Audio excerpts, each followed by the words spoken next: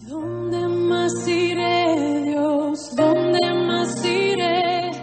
Tienes palabras de vida eterna. ¿Dónde más iré, Dios? ¿Dónde más iré? Tienes palabras de vida eterna. ¿Dónde más iré, Dios? ¿Dónde más iré? Tienes palabras de vida eterna. ¿Dónde más iré, Dios? ¿Dónde más iré? Tienes palabras de vida eterna. Este texto, cada vez que hago mi lectura devocional, Dios me habla. Dios me habla. Y cada vez que recuerdo este sermón es un momento muy, muy lindo. Y de confrontación, ¿no? Y de saber que con Dios no se juega. Lucas 14, vamos a leer desde el versículo 25 al 33.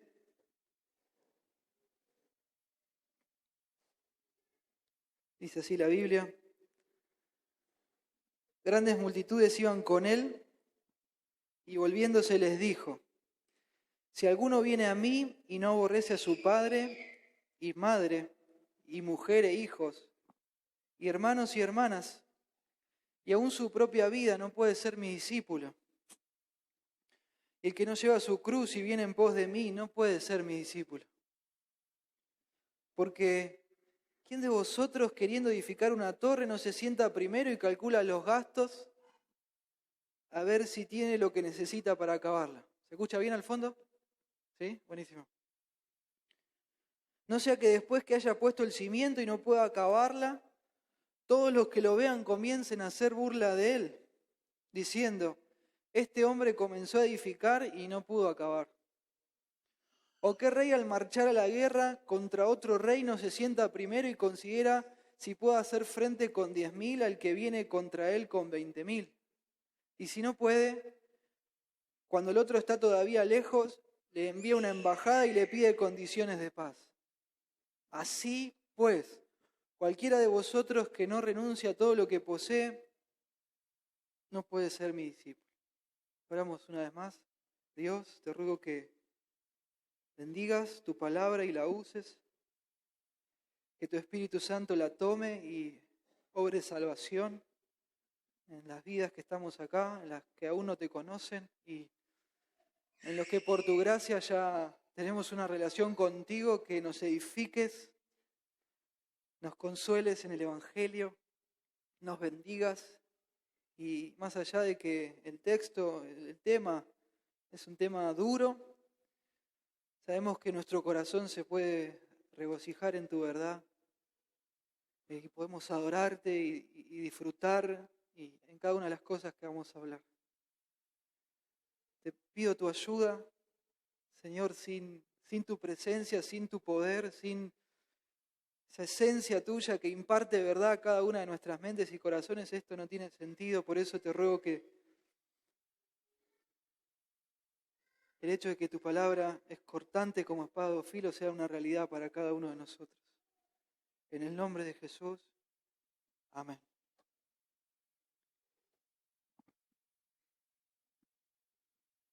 Y cuando Carlos recién leía, ¿no?, los anuncios y hablaba de los requisitos o condiciones para poder sumarse, ¿no?, a uno de los grupos de mantenimiento, de servicio, de sonido, como están los chicos aprendiendo. Y después hablaba, ¿no?, de los requisitos de lo que es la membresía. Me ponía a pensar, ¿no?, de que para todo hay condiciones o requisitos. ¿No? Para un puesto de trabajo también, ¿sí? Tenés que saber algunas cosas o tener cierta experiencia, o a veces por ahí no es saber o tener experiencia, sino estar dispuesto. ¿Estás dispuesto a relocalizarte en otra provincia? Y no, bueno, entonces este trabajo no podés agarrarlo. Es lógico, ¿no? También requisitos para ser deportista de alto rendimiento. No podés comer lo que vos querés. No podés dormir la cantidad de horas que vos querés. Y así. Y en el sermón tenía escrito este requisito, ¿no?, para poder ser candidato a presidente de la nación argentina. Y bueno, la persona tiene que ser, la que quiere ser presidente, candidato a presidente, tiene que ser por lo menos un argentino nativo o hijo de un ciudadano nativo. Tiene que tener como mínimo 30 años. Yo tengo 29. No estaba pensando hacerlo, pero no podría. No cumplo ese requisito y tener una renta anual determinada. Y ninguno de nosotros se postularía a ser electo presidente si al menos, como mínimo, no reuniera los requisitos. Si no los cumplo, ni me presento. Entonces es llamativo. Es muy llamativo, hermanos. Que hay personas, y cuando digo personas, digo un montón de personas, miles, millones, quizás, miles seguro, que se llaman a sí mismos cristianas y no cumplen con los requisitos básicos o fundamentales de ser un cristiano. Y ellos dicen que son cristianos. Y es tremendo el grado de confusión que tenemos acerca de Dios, de su carácter, ¿no?, de su santidad. Y también de la vida cristiana misma, que para otras cosas sí sabemos las condiciones, sí sabemos los requisitos, sí sabemos los límites, pero cuando hablamos de Dios y de ser cristiano, de lo que Él estableció como absoluto en la Biblia, pensamos, bueno, eso no es tan así. Pensamos que Dios no va a cumplir su palabra de alguna forma, se piensa así. Cuando la Biblia entera y la historia nos dice con fuerza que Dios siempre, siempre cumplió su palabra. Amén. Amén. Hay requisitos, hay un costo para ser un seguidor de Jesús, que claramente aquellos que no los cumplan no pueden ser sus discípulos. No pueden. Los que no cumplen los requisitos de Dios no pueden ser discípulos de Dios. Los que no cumplen los requisitos de Cristo no pueden ser sus discípulos. No están siguiendo a Cristo, no son cristianos. Lamentablemente todavía no tienen el perdón de Dios en sus vidas, no tienen a Dios como Padre. Y no van a poder entrar al cielo hasta que cumplan los requisitos. ¿Sí? Es así. Y hay varios requisitos que podríamos estar toda la tarde, toda la semana mencionando. Vamos a citar algunos y después al final de ello vamos a enfocarnos en el cual habla hoy. Por ejemplo, uno de esos requisitos es el arrepentimiento. Lucas, ahí nomasito, Lucas 13:3. Os digo, decía el Señor, no, antes si no os arrepentís, todos pereceréis igualmente. Entonces uno de ellos, ¿cuál es? Arrepentimiento. Otro de ellos es la fe genuina, la confianza en Cristo para salvación. ¿Qué dice Hebreos 11:6? Que sin fe es imposible agradar a Dios. ¿Sí? Otro de los requisitos es nacer de nuevo. Juan 3:3. Miren lo que dice. Dios Jesús sí le dijo, de cierto te digo que el que no naciere de nuevo no puede ver el reino de Dios. Otro de los requisitos es, por ejemplo, vivir en santidad. ¿Sí? Seguir la paz con todo y la santidad, sin la cual nadie va a ver al Señor. Y en el texto de hoy vamos a ver otro súper importante, que es el tener amor supremo por Cristo. ¿Qué es esto? Es seguir a Cristo sin reservas, cueste lo que cueste. Ese es un requisito. Para poder llamarte un cristiano, un seguidor de Cristo, tenés que seguirle sin reservas, cueste lo que cueste. Tener un amor supremo por Él. ¿Sí? Un amor supremo. Esto se va a ver en nuestra vida práctica en que lo amamos a Él mucho más que cualquier otra persona de nuestro círculo. Y lo vamos a amar a Él mucho más que cualquier posesión que podamos tener. Así se va a ver. ¿Sí? Todas las demás personas, todas las demás posesiones que podamos tener pasan a un nivel inferior de prioridad para nosotros. Cristo es el centro, Él es el norte, Él es lo más preciado para el Hijo de Dios. ¿Sí? No otra cosa. Él, solo Él. Y este es nuestro tema hoy. Si quieren anótenlo, hoy no tienen copias. Anótenlo ahí con lapicera. Las personas y las posesiones no pueden ser un obstáculo para seguir a Cristo. Al punto de estar dispuesto a dar tu vida por Él. Entonces, ni aún tu propia vida puede ser un obstáculo para seguir a Cristo. Las personas y las posesiones no pueden ser un obstáculo para seguir a Cristo, al punto de estar dispuesta a dar tu vida por Él. Entonces, ni aún tu propia vida puede ser un obstáculo. Amén. Y es duro el tema de hoy, es durísimo, y es así, es cierto. Y a veces escuchamos a personas que cuando se habla del pecado, cuando se habla del infierno, de la santidad, del arrepentimiento, de temas que son así, no tan sencillos como este de tener amor supremo por Él, el Evangelio bíblico, las demandas de Cristo. Hey, bueno, pero no seas tan duro. Bajemos un cambio, ¿no? No seamos tan duros. Yo prefiero ser más amoroso, como Jesús era amoroso. Y la realidad es que cuando leemos la Biblia podemos ver que Jesús era amoroso, ¿sí? Pero era duro en sus mensajes. Y Jesús hoy sería durísimo. Durísimo para la mayoría de los evangélicos en el día de hoy. No hay otro personaje en el Nuevo Testamento, ¿sí?, que haya hablado más veces del infierno que Jesús. No hay. Él habló repetidas veces del infierno. ¿Y por qué? Porque Jesús no estaba interesado en rebajar su mensaje para que gente que aún no había nacido de nuevo, que aún no lo amaba, lo esté siguiendo. Él no quería hacer eso. Él no quería hacer eso. Jesús, su mensaje, y Él estaba y está en contra de aquellos seguidores que no siguen realmente. ¿Sí? Porque cristiano, ¿qué significa? ¿Ser un seguidor de quién? De Cristo, está ahí en la misma palabra.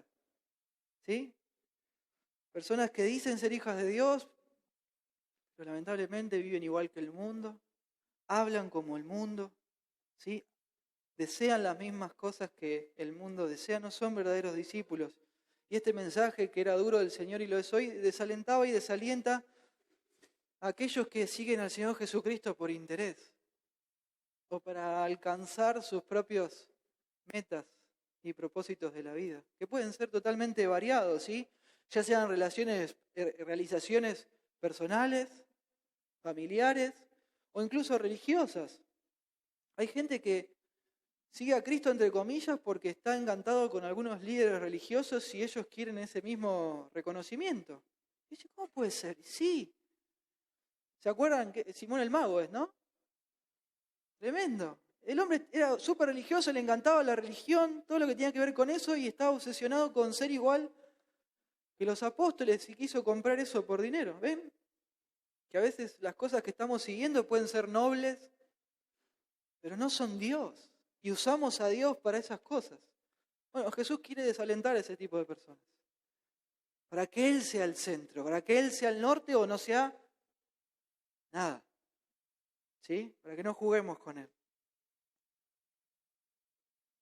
Y a medida que iba pasando el tiempo, como estamos viendo acá, Jesús iba recrudeciendo su mensaje. Lo iba haciendo un poco más duro para que los que realmente no habían nacido de nuevo se fueran alejando. Miren lo que dice Juan 6:60. Tremendo. Dice, al oírlas, está hablando de las palabras del Señor, muchos de sus discípulos dijeron, dura es esta palabra, ¿quién la puede oír? Señor, ¿qué estás haciendo? Sabiendo Jesús en sí mismo que sus discípulos murmuraban de esto, les dijo, ¿esto os ofende? El Espíritu es el que da vida. La carne para nada aprovecha. Las palabras que yo os he hablado son espíritu y son vida. Jesús dijo, ¿hay alguno de vosotros que no creen? Porque Jesús sabía desde el principio quiénes eran los que no creían y quién le había de entregar. Y dijo, por eso os he dicho que ninguno puede venir a mí si no le fuera dado del Padre. Desde entonces muchos de sus discípulos volvieron atrás, miren esto, y ya no andaban con él. Hoy Mauro hablaba de esto en la escuela bíblica. Dijo Jesús a los 12, ¿queréis acaso iros también vosotros? Le respondió Simón Pedro, Señor, ¿a quién iremos? Tú tienes palabras de vida eterna. Amén. Y no tendríamos que estar dando tantas vueltas. ¿Sí? ¿La vida eterna en qué consiste? En conocer a Dios y a Jesucristo a quien Él envió, así dice Juan 17:3. Y si alguno que viene, ¿no? Está interesado en otra cosa que no sea Cristo, no deberíamos dársela, como para engancharlo, ¿no? No deberíamos estar dándosela todo el tiempo porque el Señor no está interesado en eso. El texto, el Lucas que hoy estamos viendo nos sitúa en este contexto, ¿no? De grandes multitudes iban con Él, ¿sí? Un montón de gente supuestamente siguiendo al Señor, este es el contexto. Era común ya para el último tiempo del ministerio de Cristo, miles de personas súper impresionadas, con la boca abierta, asombradas, quizás por ahí impactadas por los milagros del Señor, como las sanidades, las multiplicaciones. Otros por ahí eso no les asombraba, estaban impactados por la sabiduría del Señor. ¿Sí? Cuando venían los enemigos de Él y lo querían atrapar con alguna trampa discursiva, y el Señor les respondía y decía, ¡guau! Sí, esos guardias de los fariseos, dice, ¿por qué no lo trajeron? Dice los fariseos, no, ningún hombre ha hablado así jamás. Le cerraba la boca de una forma tremenda. Pero hay gente que estaba como asombrada por ese discurso y ya, y nada más. O quizás otros lo seguían a Jesús por su austeridad, por su sencillez. Vaya uno a saber. Y en este contexto de que grandes multitudes lo seguían, Él se vuelve y les dice sus condiciones y sus requisitos. Ahí es donde Él se los dice. Y esta palabra vuelve, que está en el versículo 25, es muy interesante, y volviéndose. La palabra griega que se usa acá en este contexto para la idea de volverse es volverse en contra. Como que iba así y les confronta a ellos. ¿Sí? Esta es la idea, que los enfrenta. Los enfrenta, literalmente Él los enfrenta. Él les dice con seriedad que algunos de ellos no lo estaban siguiendo de verdad, como ellos estaban convencidos. No lo estaban siguiendo. Y esto es porque el Señor conoce el interior tuyo, el interior mío. El Señor conoce el interior de las personas. Dios ve todo. Nosotros no le podemos engañar a Él. Miren lo que dice Juan 2:23. Estando en Jerusalén en la fiesta de la Pascua, muchos creyeron en su nombre viendo las señales que hacían. ¿Pero qué dice? Jesús mismo no se fiaba de ellos porque conocía a todos. Y no tenía necesidad de que nadie le diese testimonio del hombre, pues Él sabía qué había en el hombre. Más adelante, en Juan 6:26, también dice algo parecido. Respondió Jesús y les dijo, de forma enfática, cuando se repite en la Biblia, así de cierto, es que se enfatiza. De cierto os digo que me buscáis. No porque habéis visto las señales, sino porque comisteis el pan y os saciasteis. Él sabe si vos lo estás siguiendo de verdad. Si lo amás. Si tenés temor de Él. El temor es esa preocupación constante de estarlo complaciendo a Él con lo que decimos, con lo que hacemos. Él sabe si lo obedeces. Él sabe. Si lo haces de corazón o no, Él lo sabe. Él sabe todo. Y como pasaba en aquel entonces con estas grandes multitudes que él enfrenta, que algunos de ellos no le seguían, hoy también pasa. ¿Sí? Vienen a la iglesia si Dios los bendice.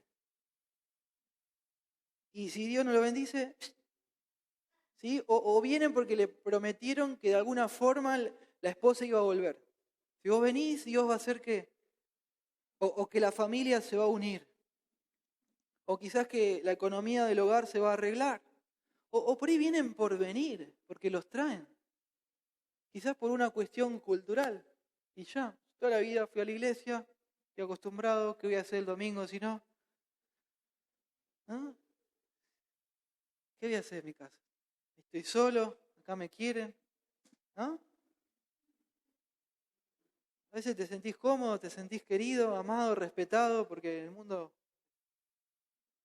eso brilla por su ausencia, entonces venís por eso. Otros porque por ahí hablan de los temas que a vos te interesan, que están de moda, así como ahora la doctrina de la gracia, estas cosas de tinte de los puritanos, y te gusta esa gente barbuda, y venís por eso, ¿sí? O algunos para tener seguidores. Nos encantan los pastores y los maestros, y como la gente, como decíamos recién, ¿no? Y queremos ser como ellos y por eso venimos.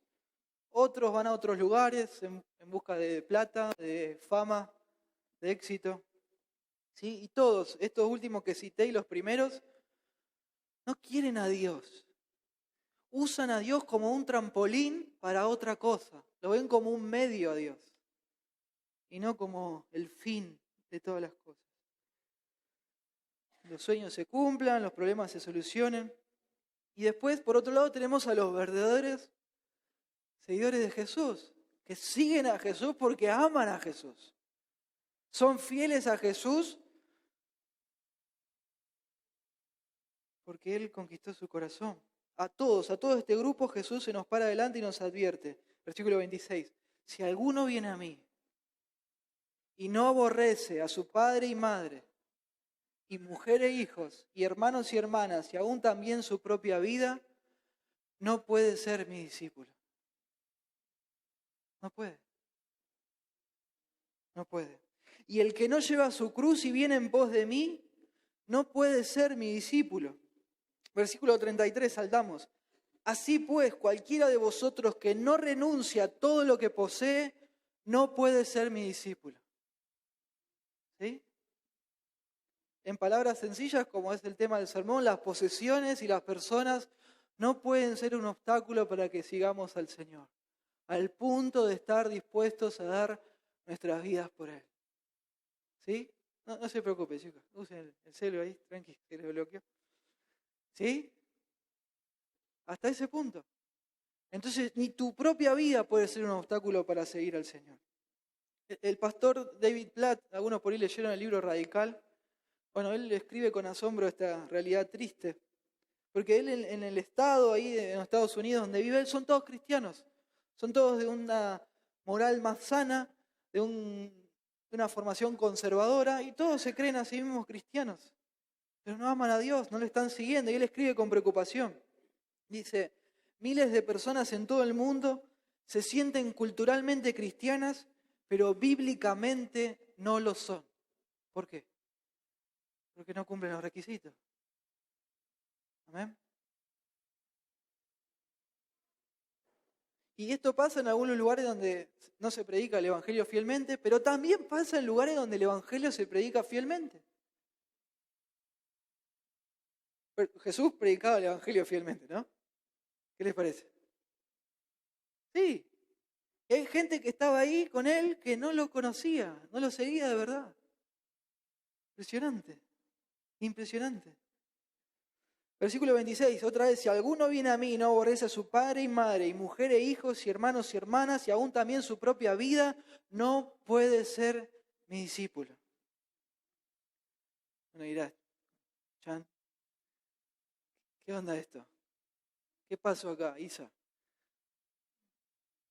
¿No es que la Biblia dice que tenemos que amar hasta a nuestros enemigos?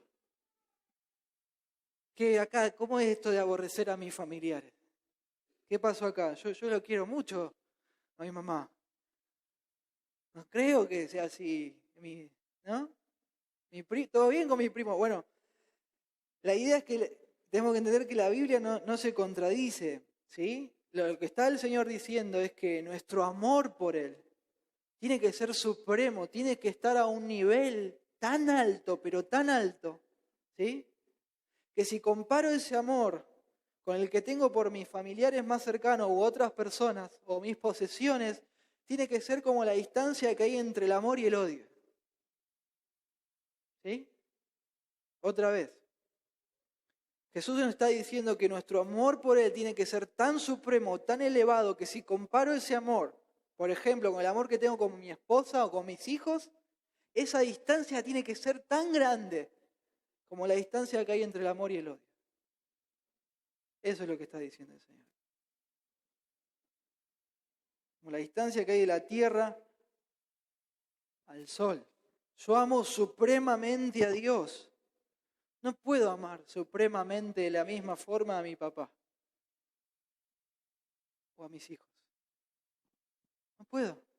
Porque si lo hago, ¿qué está pasando? No estoy siendo un discípulo de Él. Dios, la Biblia dice que es un Dios celoso, así lo dice en Éxodo 34, ¿no?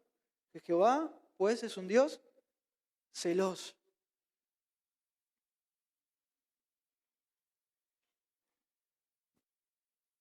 ¿Estamos bien hasta acá? Bueno. Y a veces, ¿no? Un paréntesis.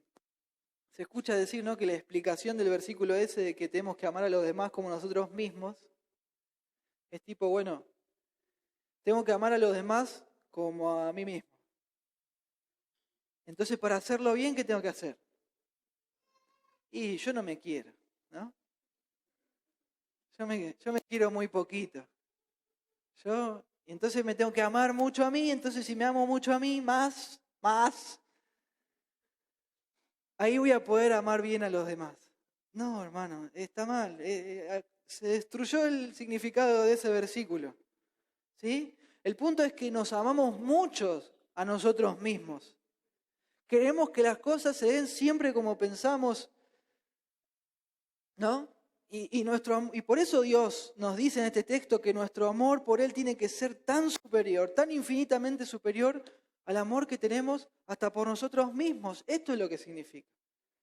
Esto es requisito número 1 para poder ser discípulo de Cristo. Nadie puede robarle el primer lugar a Dios, ni vos mismo. Este es el costo para ser un discípulo de Cristo. Algunos dejaron de seguir al Señor porque un familiar se interpuso, o un esposo, o un trabajo, o una novia. ¿Sí? Conocemos personas así que dejaron al Señor por una relación. Bueno, ese no era un discípulo de Cristo. Miren, acá hay una historia de una persona que le pasó algo parecido. Miren, y una persona muy importante, Marcos 6:17. Porque el mismo Herodes había enviado y prendido a Juan y le había encadenado en la cárcel por causa de Herodías, mujer de Felipe su hermano, pues la había tomado por mujer, porque Juan decía a Herodes, Herodes, no te es lícito tener la mujer de tu hermano. Pero Herodías le acechaba y deseaba matarle y no podía. Porque Herodes temía a Juan, ¿ven? Sabiendo que era varón justo y santo, y le guardaba a salvo, y oyéndole se quedaba muy perplejo, pero le escuchaba de buena gana. ¿Ven acá Herodes? Le interesaba lo que decía Juan, porque Juan le hablaba de Dios. Dios en su gracia, este hombre malo, adúltero, que encima lo prendió al profeta de Dios, en su gracia le dio alguien que lo tenía encarcelado y le hablaba de Dios y le predicaba. Súper interesante, pero miren lo que pasó acá.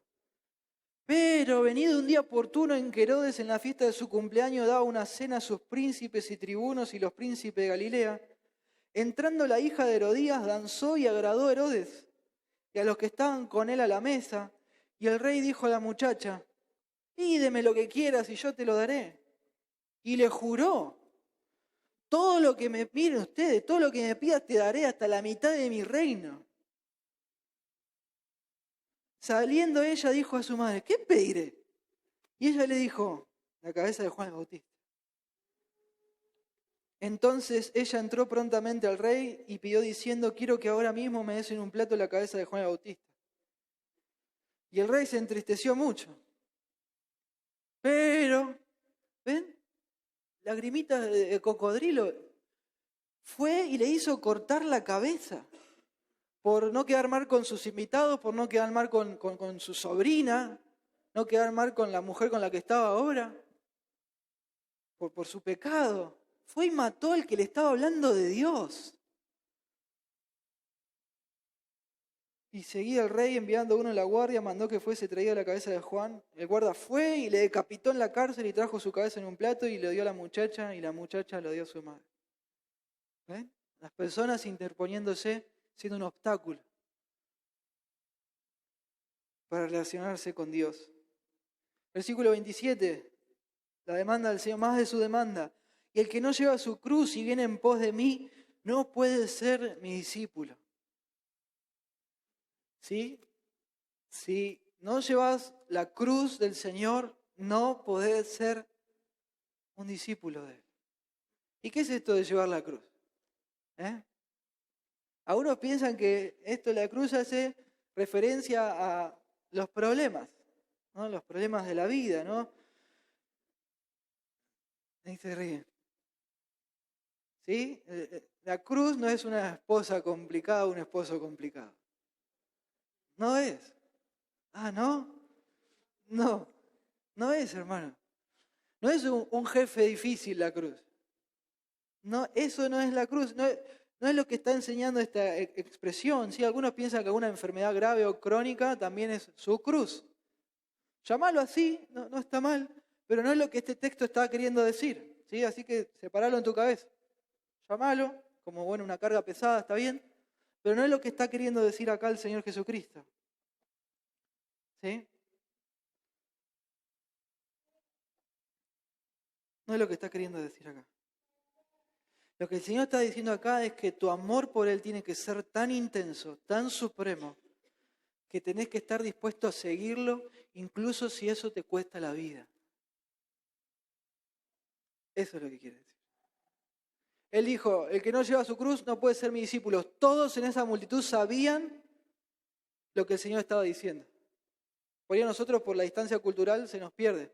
Pero la gente sabía, Él me está pidiendo que yo lo siga a Él hasta las últimas consecuencias. ¡Wow! Bueno, venía multiplicando los panes, venía haciendo cosas, pero esto es medio raro, ¿no? No me gusta tanto esto. Está bueno cómo responde, está bueno su sabiduría, pero mi cabeza, que voy a morir. ¿Sí? Y esto es en un contexto de persecución, ¿sí? De mucha hostilidad. Y yo a veces me pongo a pensar, ¿no? De las cosas que nos pasan acá en Argentina. Hay personas que aún no conocieron al Señor, ¿sí? Que por cualquier cosa dejan de seguirlo. Cualquier cosita, ay, voló una mosca, listo, no me junto con los hermanos. Nos juntamos 4 veces al mes, siempre les pasa algo. Y yo digo, ¿cómo seríamos en un contexto de hostilidad, ¿no?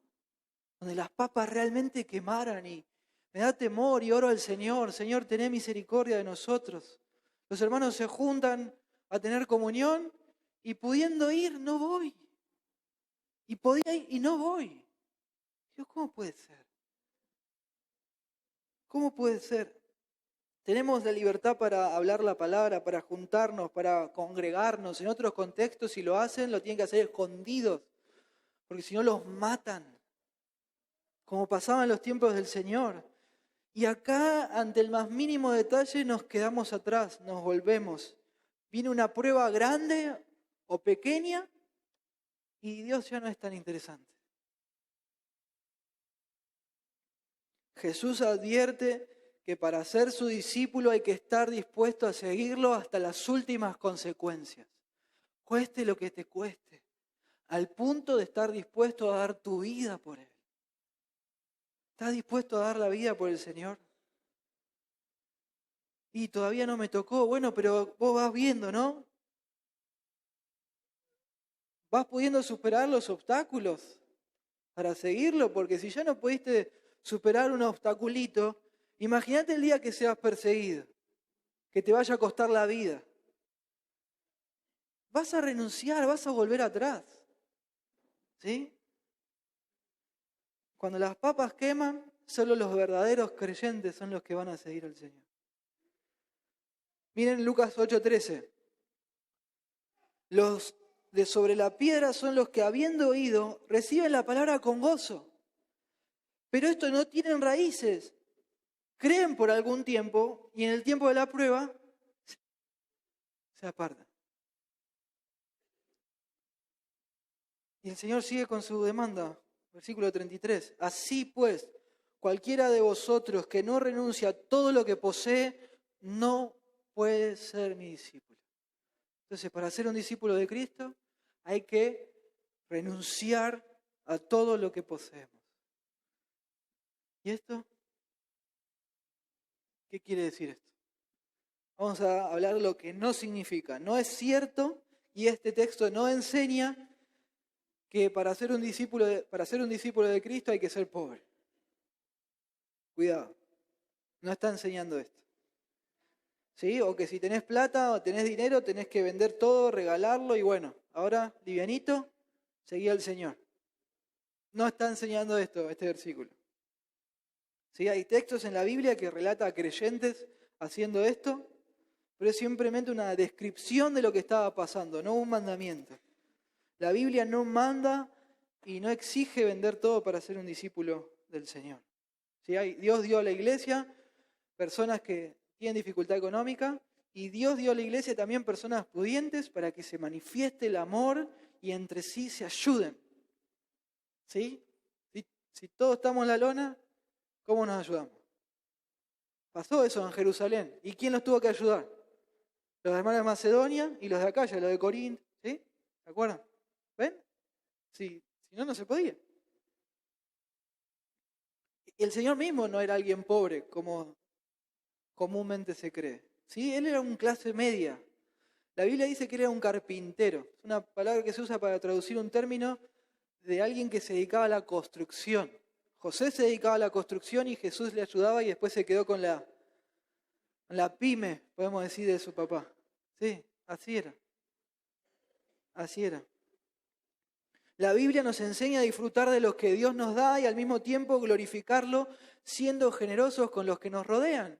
Montones de versículos hay así en la Biblia, miren. 2 Corintios 9:7. Cada uno dé, ¿y de dónde voy a dar? Si no tengo, ¿no? Y doy.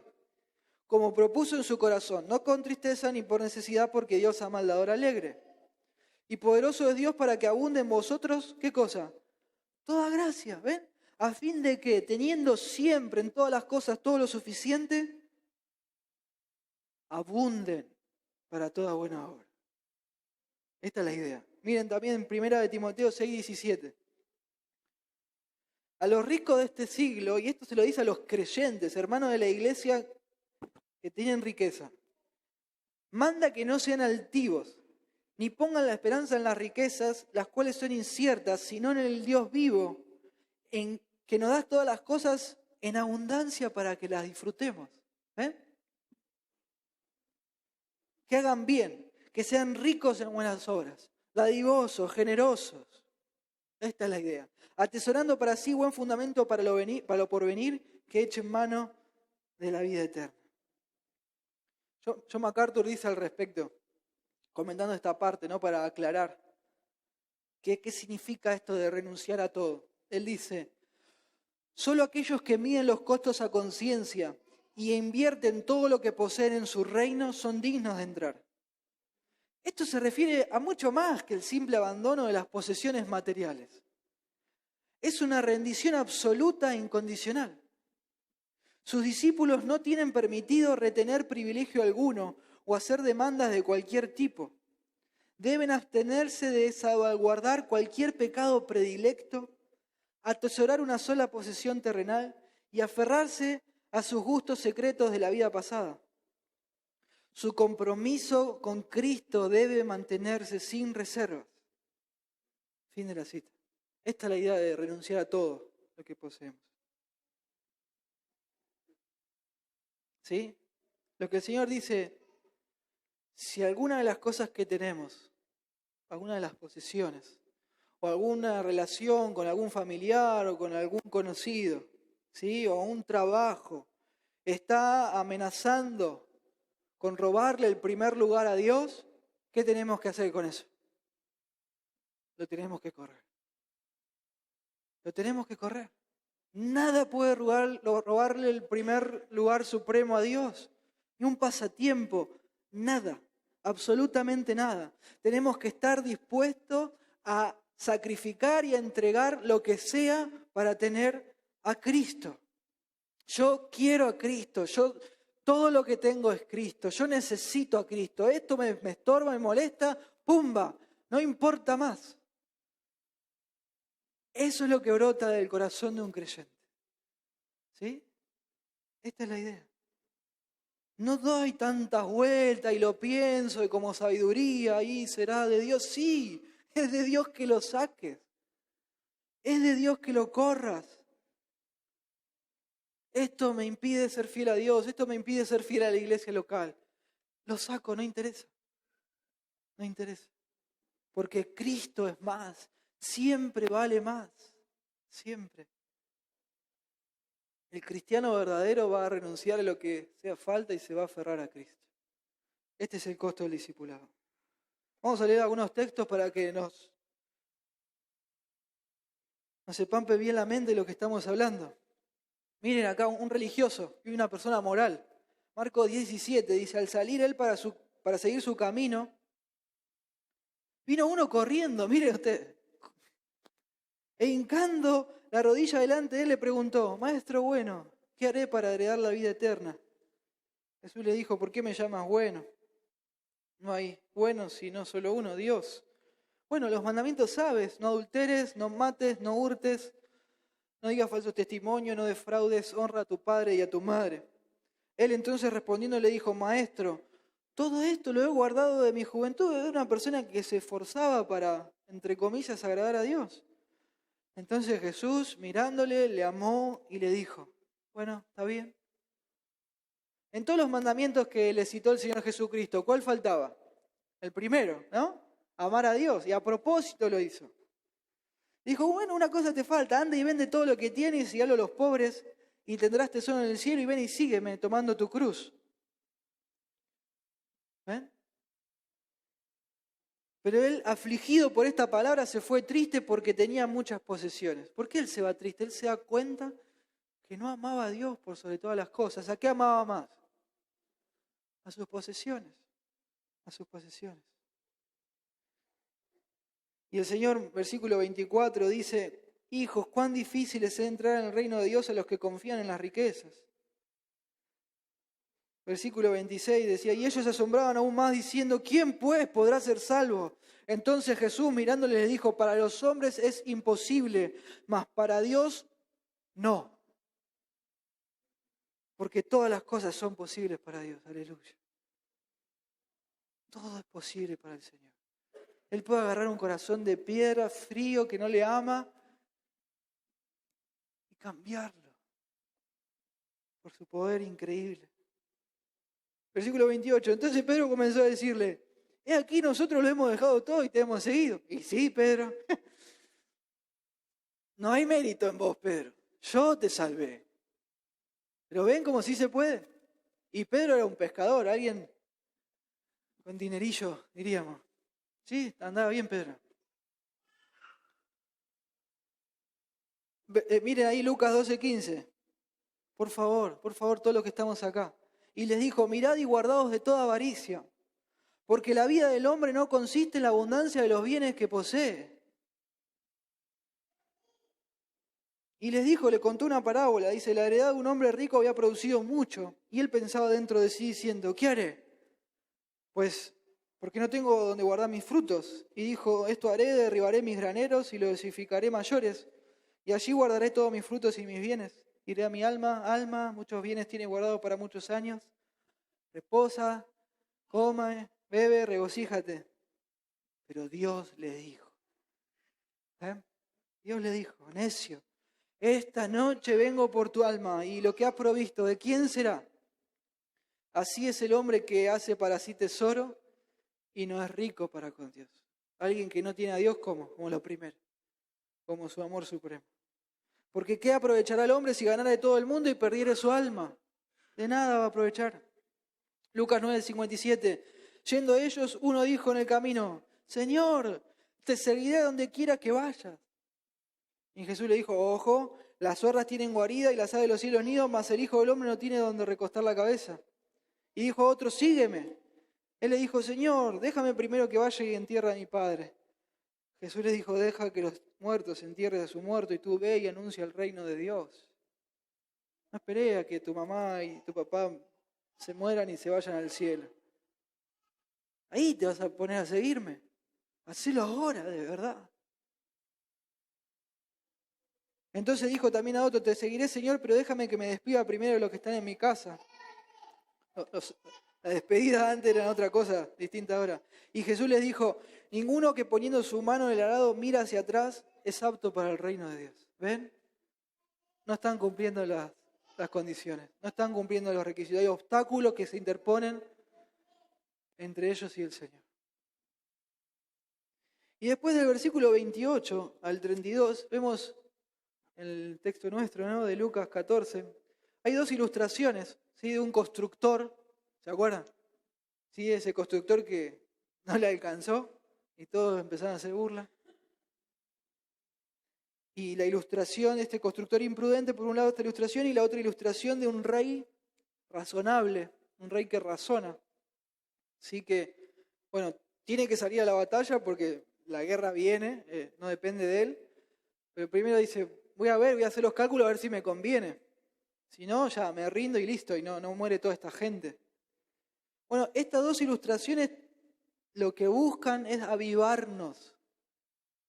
Lo que buscan es que te despiertes de la necesidad que tenés de hacer los cálculos necesarios para ver si en tu vida tenés lo que hace falta para seguir al Señor.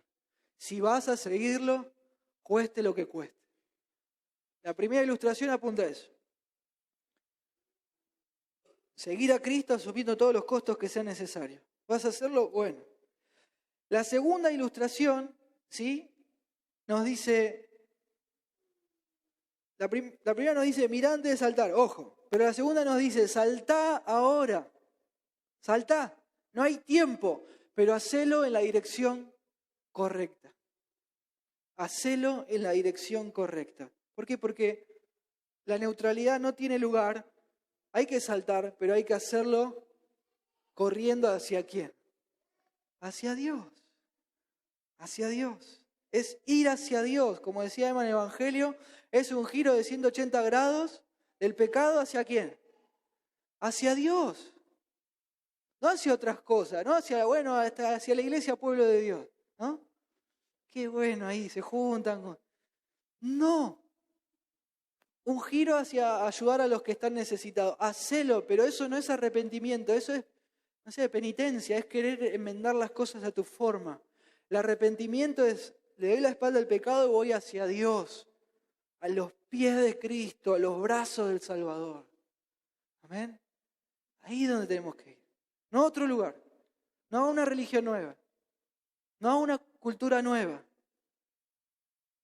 no a una forma nueva de hacer las cosas, no a un vocabulario nuevo. Aprendo las palabras que dicen en la iglesia y listo, me aceptan. Una masa, no. No, por favor, no. Es hacia Dios, hacia Dios. Como dice el Salmo 97:5, si hoy oyen su voz, no endurezcan sus corazones. El Señor recibe. Y el punto es que el cristiano verdadero ya hizo los cálculos. Sabe que necesita un Salvador. Sabe que fue creado para Dios. Se sabe pecador, condenado, pobre, miserable, ciego, sin Cristo. Y por eso corre con todas las fuerzas hacia Cristo, asumiendo los costos que hagan falta. Nada lo detiene, nada. Nada ni nadie tampoco. Nada, Él corre porque va hacia Dios que lo prometió sostenerlo para siempre. Nada me importa. Corre hacia Él. Los que leyeron El progreso del peregrino. Tenía esa mochila pesadota y Evangelista le dice: ahí está la salvación en el monte de la cruz.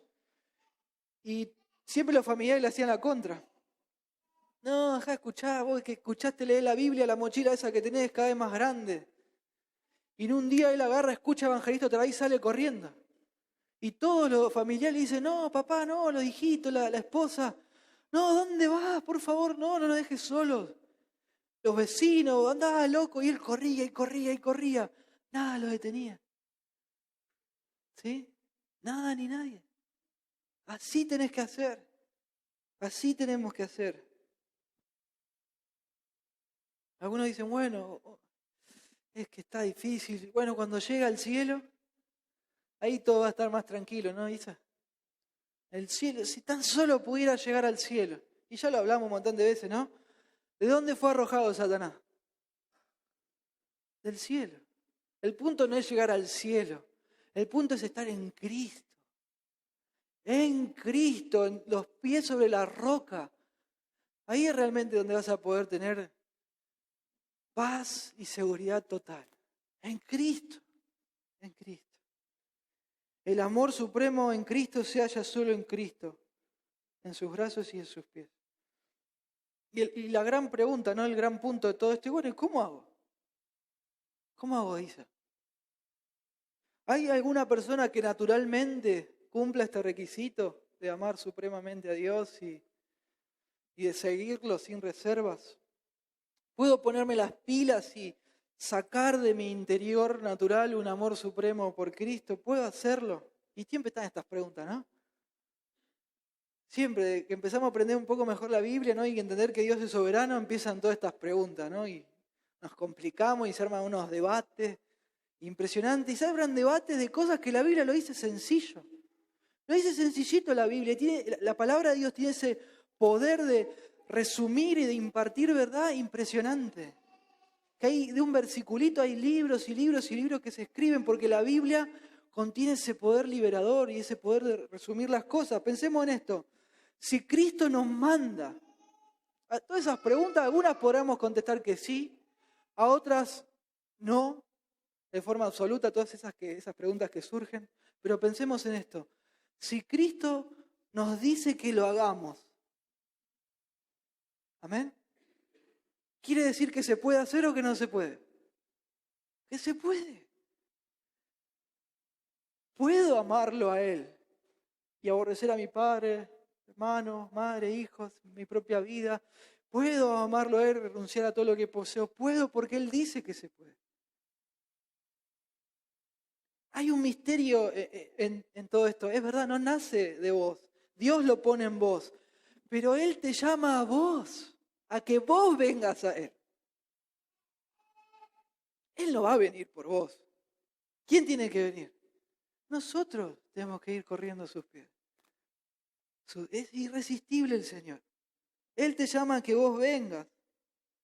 Entonces vení, hagamos un costado el orgullo, la incredulidad y vengamos sin dudarlo en arrepentimiento. Amén. Confiando en Él. Cristo es el único que puede darte lo necesario para que vos cumplas los requisitos. Él puede darte el nuevo nacimiento. Él te da el arrepentimiento. Él te da la fe para que creas en Él. ¿Sí? Él te da esa vida de santidad. Y Él te da ese amor supremo que te hace seguirlo, cueste lo que cueste. Él te lo da. Pero vení, hacele caso, obedecele. Él te da todo para que seas su discípulo, pero tenés que venir y clamar por misericordia. Miren lo que dice 2 Corintios 5:17.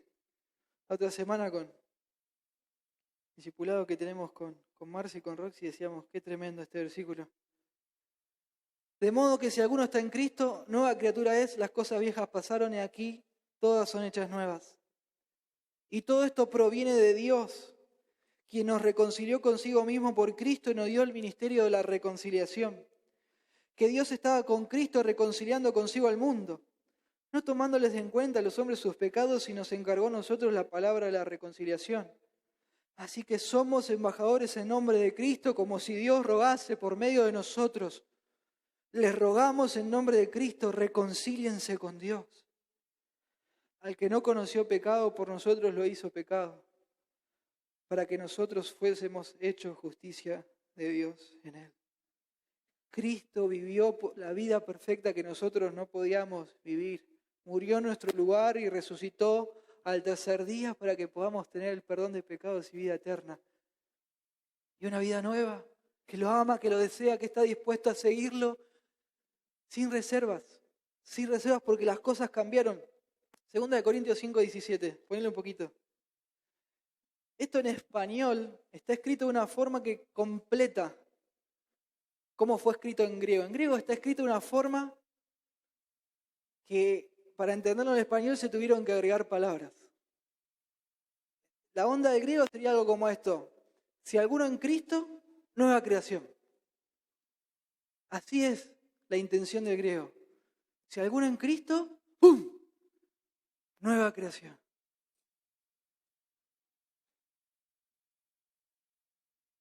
Y ahí podemos amarle supremamente. Solo aquellos que nacen de nuevo, que se arrepienten de verdad, que ponen su confianza, su fe en Cristo y en su justicia, tienen un corazón para amar a Dios supremamente por todas las cosas. Dios nos da esos ojos para ver su belleza, que es irresistible. ¿Sí? Es irresistible su belleza. Esas verdades tremendas que Él dice, su llamado que no lo podemos, ¿sí?, aguantar, tenemos que ir a sus pies. Él lo hace. Los creyentes verdaderos son los únicos que van a poder asumir el costo del discipulado y seguirlo, cueste lo que cueste. Los cristianos verdaderos hacen los cálculos y la idea de perderlo todo les sigue dando positiva. Amén. Es así. Es así, hacemos la cuenta. Perderlo todo versus perder a Cristo. Porque a veces pasa eso, ¿no? Llegamos a esa encrucijada. No importa, pierdo todo. Elijo a Cristo, porque Él es más. Él es más, hermanos. Y ustedes saben lo que digo. Mateo 13:44 dice: el reino de los cielos es semejante a un tesoro escondido en un campo, el cual un hombre halla y lo esconde de nuevo. Y gozoso por ello va y vende todo lo que tiene y compra aquel campo. ¿Ven? Para los que no conocen a Dios esto es un delirio, pero para nosotros es lo más normal, lo lógico. También el reino de los cielos es semejante a un mercader que busca perlas, que habiendo hallado una perla preciosa, fue y vendió todo lo que tenía y la compró, porque Cristo vale siempre más. Y bueno, para terminar vamos a ver algunas aplicaciones. Para cerrar ya, hermanos, hermanas, aquellos que están siendo discipulados, los discipuladores, ¿sí? O quizás no sos un discipulador así de pueblo de Dios, pero estás tratando de guiar a otros ya a los pies del Señor. Bien, buenísima. Pero algunos de nosotros hemos ya rebajado el costo del discipulado para que la gente no deje de venir.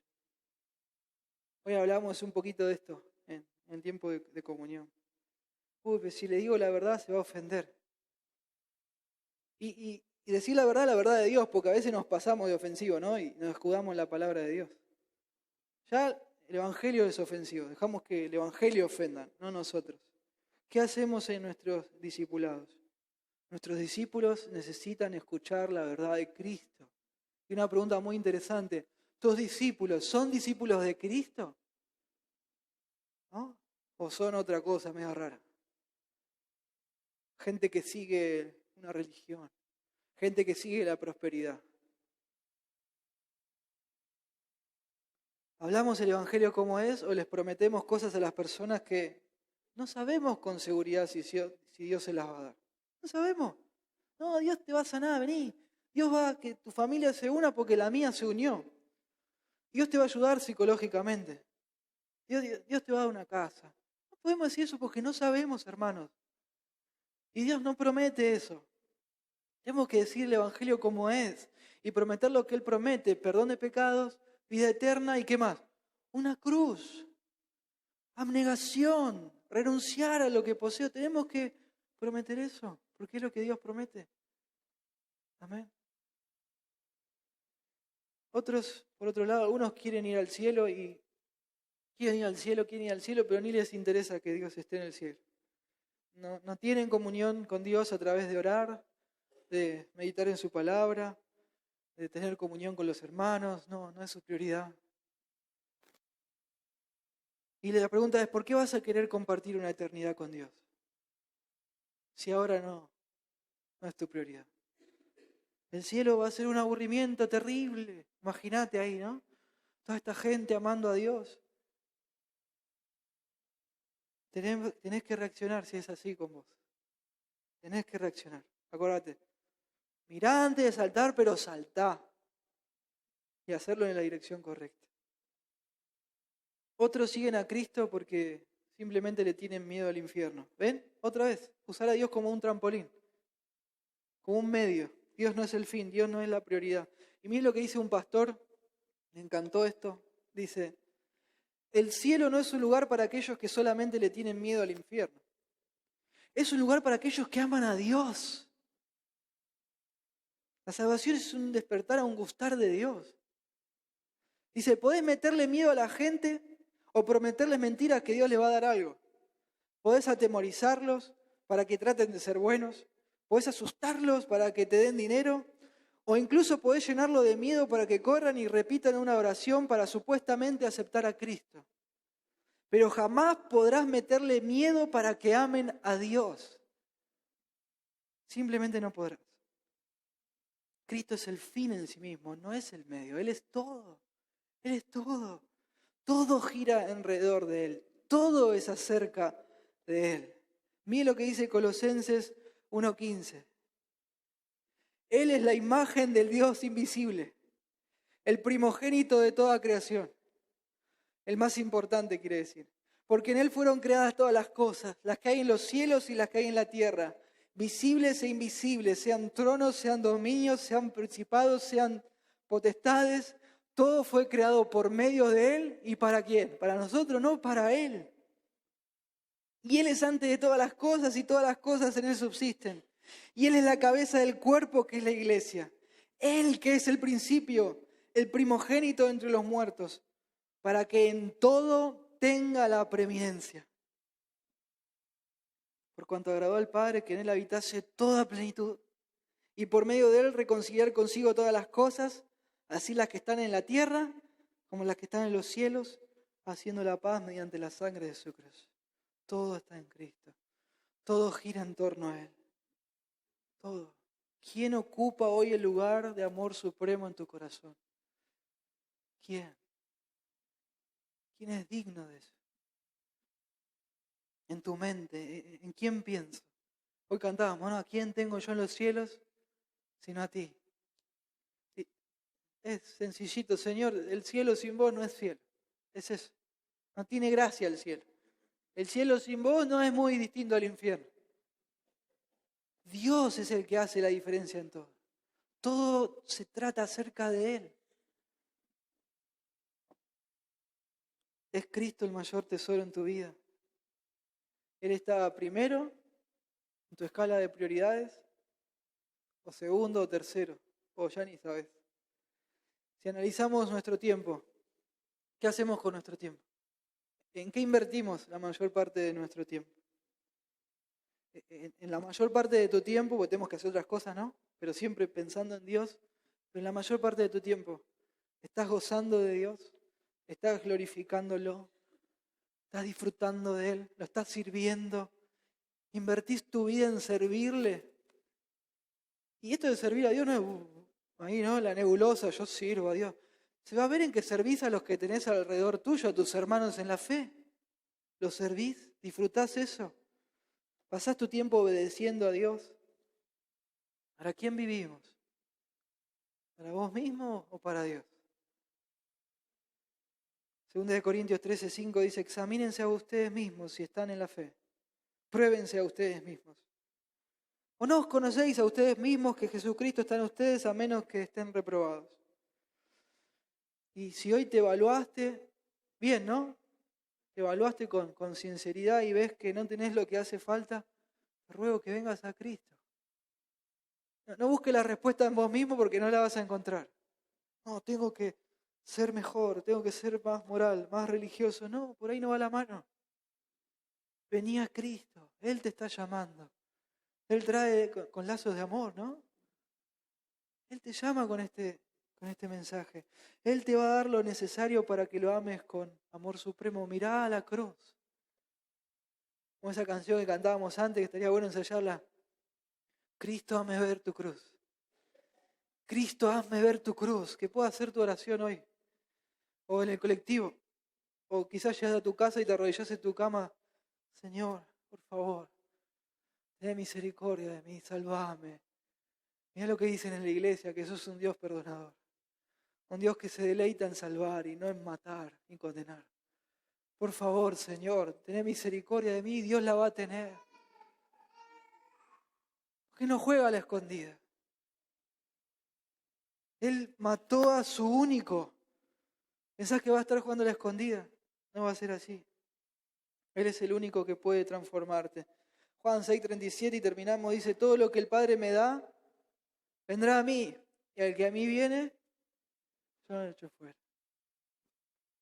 Y para tener la vida, ¿a quién hay que tener? Al Hijo de Dios. Amén. Oramos. Señor, te ruego que